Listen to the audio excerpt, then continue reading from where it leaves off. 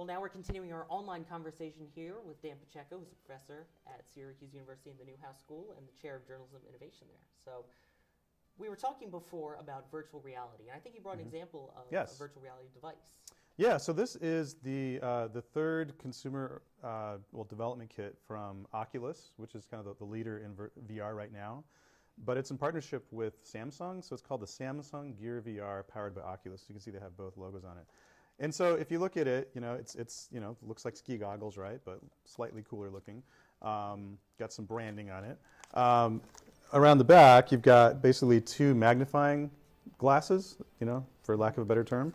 And those magnify the screen in stereoscopic view so that you feel immersed in something. But what's interesting about the Gear VR is that, here we're going to go behind the curtain, this is just a phone. So in this case, it's a Samsung Galaxy Note 4 phone. So if you're a student out there, you happen to be using this, for I think $250, you can get one of these, and suddenly your phone becomes a VR headset. So when people ask me, so it's going to be a while before people are really using VR, right? And they got to buy something new. I'm like, well, if they have the right phone, and I'm sure Apple will get into this at some point. Every phone will. Google has something called Cardboard that's similar. You can imagine everybody, especially houses with kids, who are like, Mom, can I please get I want to have the Samsung Gear VR, or whatever happens to be. These are going to be all over the place at Christmas and Hanukkah, I'm sure. So you basically kind of throw it in there, and then this is just to make it look a little bit less like a phone. And you put it on, and I'll set it up for you. And what's really cool, too, about the Samsung Gear VR is that it's stocked with a whole bunch of 360-degree videos.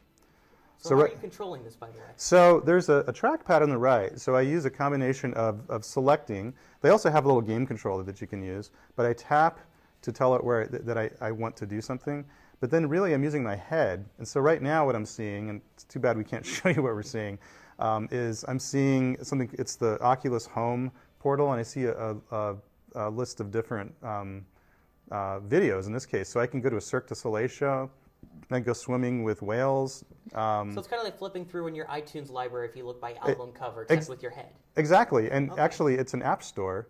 So they have some videos here. So what I'm going to do is, I want to show you the latest one, since you've seen one of the early ones here. It's Samsung has a new, sort of like an app store called Milk VR. That every day it's featuring new 360 videos.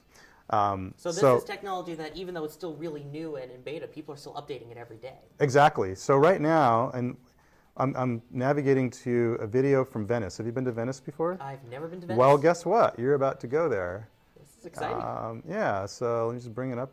Wow, there's so much content. I have to really look for it. Okay, here we go. So I'm going to load this up, and then... So this is all just coming from the power of a phone with some magnifying lenses. So now I'm going to pass it on to you. Okay. All right. So you mentioned during the TV interview that there's accelerometers that track your head in this as well? Correct. Okay. So I'm going to now put the headphones on, so maybe you kind of describe what you're seeing. And oh, wow. Well, you can actually hear the sounds of basically Italy. As I'm looking down, there's a gondola passing underneath me, and people actually looking at me. I almost feel like I can reach out and grab the hat off the gondolier. Looking around, actually, as I turn around, I'm seeing different parts of it now, and I'm in a scene that's going in a gondola through Venice. So as I look left and right, there are actually buildings around me. I can see inside people's homes, which seems a little creepy, but at the same time, this is really impressive. It feels like you're actually inside of it. And all this is from a cell phone? Yeah, it's being delivered over a cell phone, but the video was captured with a 360-degree camera. So what is a 360 camera? I mean, it's a camera that has no behind-the-camera to it. So right now, most of the 360 cameras are an array of 6 different cameras, sometimes as simple as GoPro cameras that look in different directions. And they're capturing video in all directions at the same time, including up above you, so it's sort of a spherical video. And then all that video gets stitched together, and then you can load it up onto something like this VR headset, and then take somebody there. What we're really excited about at Newhouse right now is that, of course, we have a lot of students who are out there, specializing in video. And now, as soon as we get these cameras in, which we'll be getting pretty soon, they can then capture whole experiences. And it really, I think experience is really the pertinent term there, because this is, I call it experiential media, because do you feel like you watched something, or do you feel like you had an experience. I honestly felt like I was inside of it, and it's actually kind of disappointing coming back to reality now. But unfortunately, there could be some addiction problems with this. Unfortunately, that is the way of life. Yeah. But So in this VR class, we have about 20 students now who are just on fire. You're one of them. As soon as you get these cameras, you don't need to necessarily go out and create video games or fantasy type applications. You could just take the right camera and go out and film an experience. They don't have to all be necessarily entertaining. I mean, one thing that I'm personally going to invest some time in is going out with Mark Horvath, who's at the Syracuse Rescue Mission, and spend some time with the homeless, because he actually has an entire brand around this called Invisible People, and he's been shooting 2D videos for years to show people what the homeless experience is like, and that these are people just like you and me. It's just that they something happened in their life that put them on the streets. And so now you can experience homelessness. And my hope there, with that, and this is where the journalism side of it comes in for me, is you think of all the divisions between people in the world, right?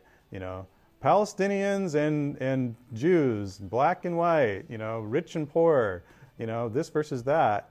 We're all kind of afraid to talk to each other. In some cases, people killing each other, right? And I think that this technology, virtual reality or transferred reality, 'cause the video is not really virtual reality. You're taking somebody somewhere else. It's almost like you're putting them into someone else's body. So that's kind of what you would be doing with the homeless experience, is putting them inside. Exactly, and it can create a sense of empathy and understanding for ideas and people and places. So I'm planning a lot of different projects like that. I'm actually going to Italy to work with some people on something like that soon. Not the Italy that we just went to. The real Italy. Because now I'm craving pizza, so I'm going to go get some after this. But thank you very much, All right. Dan Pacheco. Okay. All right. Thanks, Sawyer.